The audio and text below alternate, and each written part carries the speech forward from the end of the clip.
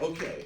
Oh my gosh. Our next guest, an acclaimed playwright, a composer, lyricist, performer, responsible for the great musical A Strange Loop. Michael R. Jackson is here. Michael.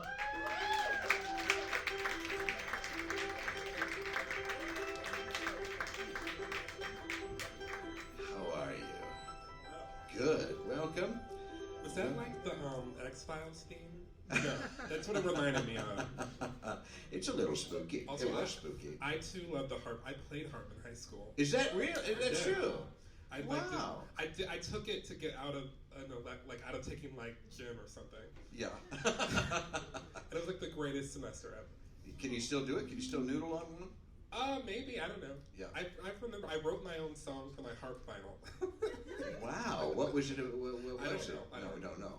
I assume just instrumental? Or did Yeah, you it was just an instrumental. Like, either you could like write your own song on the harp, or you had to like actually play the music in front of you, and I like didn't want to do that. Yeah, just make your own. Yeah.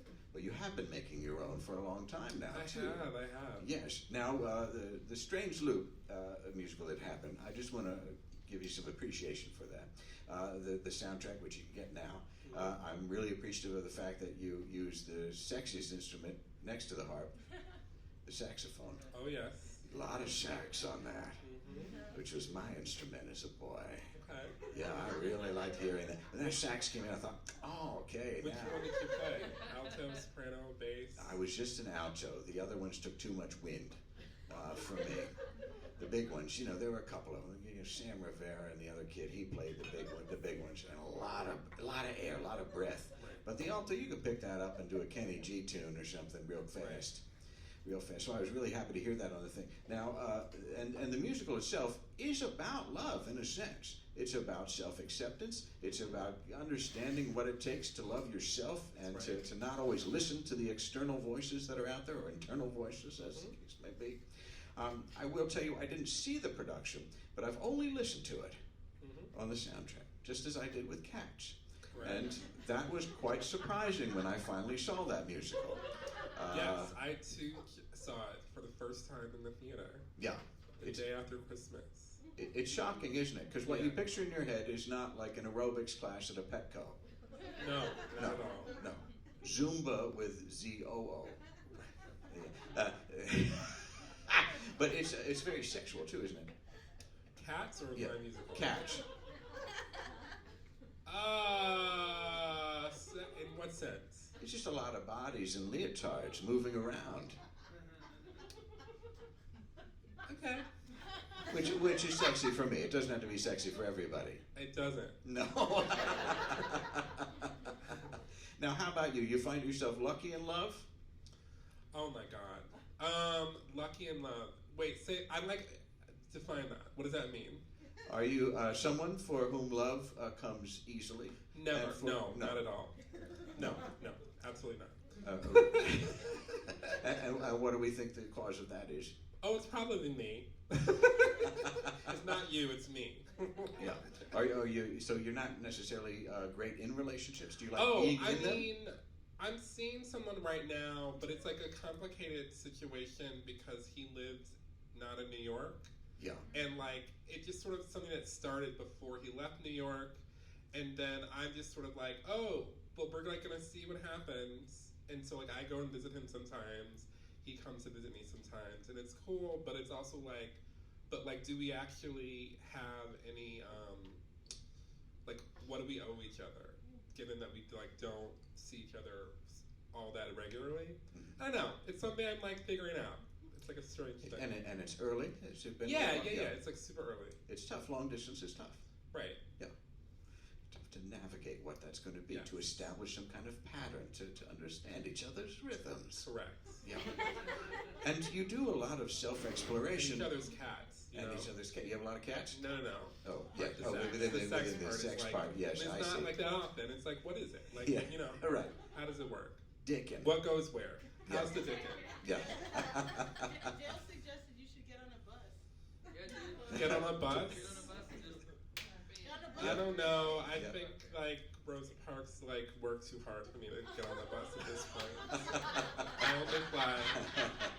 Ken, we celebrate Black History Month. That's correct. So now you do a lot of self-exploration in your work, and you're busy all the time doing lots of things. Yes. Do you have time for self-care? Do you get into rituals and that kind of thing? Sound baths, crystals. Sound baths or crystals? Self-care. I, for my birthday, went and got a spa treatment. Pretty good. Is that self-care? Or Yes. like, does self-care have to be like, ran a marathon or something? No. It can be very, very relaxing, and it can just be soothing. Just anything that you find restorative. And usually there's a towel involved. Yes. Yeah. I many times been involved in my self-care. Oh, good. and you have a new piece or something coming up. What is it? White Girl in Danger. White Girl in Danger. Yeah. And that is me every time I'm in a crystal shop. Because I'm going to spend some money when I'm in there. Watch out, there's some batiks coming home, with wolves painted on them, and probably a lot of magic rocks. When's that coming out? What's the situation with that one? It's still in development, so Yeah. I don't have like a concrete deadline of when it'll happen. But Yeah. hopefully it'll be in a theater. What's the overview of that, though? White Girl in Danger. White Girl in Danger is like a dark comedy. It's set sort of in the world of like Lifetime original movies from the 90s. Like She Cried No, She Fought Alone, Another Nancy But Danger, Kate's Secret. Anything that like Meredith Baxter, Stuart Burney, or Judith Light or Tori Spelling would have been in. And like it's sort of like you're transported into the world of that, and also sort of soap operas more broadly. And in the world of it, the world is called All White, and All White has people in it known as the Background, and the Background are just black characters who are there to support the All White stories. And then one of the Background is this girl named Keisha, who decides she has what it takes to be the protagonist of her own All White story. So she sort of cries out to the writer of the universe to make her be the protagonist, and the writer sort of starts to give her that. And so once she starts to get to the center of the all-white story, chaos begins to ensue, because the killer comes after her. So it's just, a little meditation on representation in stories, but also sort of like the crazy soap operas that I grew up watching. Because I came to New York, my goal when I got here 20 years ago was to be the head writer of One Life to Live. That was why I moved to New York. Really? That was like my number one goal Yeah. of anything else. And then I got sidetracked by playwriting and musical theater writing. See, I was a Santa Barbara man myself. So the show I grew up on was Days of Our Lives. So my great aunt and I would watch Young and the Restless at 12:30, Days of Our Lives at 1 o'clock, Another World at 2 o'clock, and then Santa Barbara at 3. And Yeah. then I would usually cut out at Santa Barbara about halfway through because cartoons would start coming on at 3:30. Oh, yeah. But See, I Cruz and Eden, I remember them. Yeah. Oh, yeah. Oh, my gosh, yes. And she was the Robin Wright. Robin Wright Yeah. was on there, and A. Martinez, so many people. Hey, Martinez. We don't give A. Martinez nearly enough credit. No. He was in She-Devil with Meryl Streep, and he was fucking amazing. Yes, yeah. Do you have an appreciation club for him? I do for all of my soap opera people. I Yeah. think about them and I pray for them all the time. Did you have a map? Did you ever get any souvenir kind of stuff from that? So I once, when Another World got canceled, I was in college and I was working at the NYU bookstore, and I called out sick so that I could go to an Another World one-year fan club reunion that was held at Blondie's Bar that was on 9th Street or something. And I got to meet the cast of Another World 1 year after their cancellation. Wow. Pretty good. You get some autographs? Did you get I some got autographs. There's this funny thing that happened. There's this black lady that was in the audience, and she was talking to this actor named Steven Schnetzer, who played Cass Winthrop on Another World. And she goes up to him, and he's asking what he's working on. He's like, "Oh, well, I'm doing some commercials. I do some plays here and there." She goes, "Well, you know what? We'll follow you to another world." And I always remembered that because she just had such a commitment. And I used to go to I went to an As the World Turns fan club luncheon once. I'm deeply into my soap opera world. That's beautiful. Yeah. And you still keep that alive? No, I'm pretty much done with it. But so it had its moment. But White Girl in Danger is I never got to be the head writer of One Life to Live. Right. But I get to write this little weird, subversive soap opera musical. And so that's me getting to finally sort of scratch that itch. Because I interned at All My Children in the production office, Josh Duhamel was still working there at the Yeah. time. Like, I like interned at ABC Daytime. Like, I was like, I interviewed for a job at CBS Daytime right when I got into NYU for musical theater writing. And if I had gotten the job at CBS Daytime, I would not have written musicals at all. Well, what was it that attracted you to the soaps? They're Was it stories that never end. Yeah. That's So, what it was. like a comic book or like a Yeah, cartoon like they just or go on something? forever and ever. Yeah. There's a lot of romance in it too. And there's Isn't so much romance. Ugh, all the romance. Do you feel like when you're in a relationship, sometimes you mimic some of the actions that were in the soap operas because of Yeah, that I'm like impression? Vivian from Days of Our Lives who buried Carly alive. Yeah. Like, well. I'm a classic soap opera villain. Yes. Now you also have a new project coming up, I think, or maybe it happened, some kind of workshop about the movie Teeth. Oh, so we did. So my collaborator, I have a collaborator on that, Anna K. Jacobs.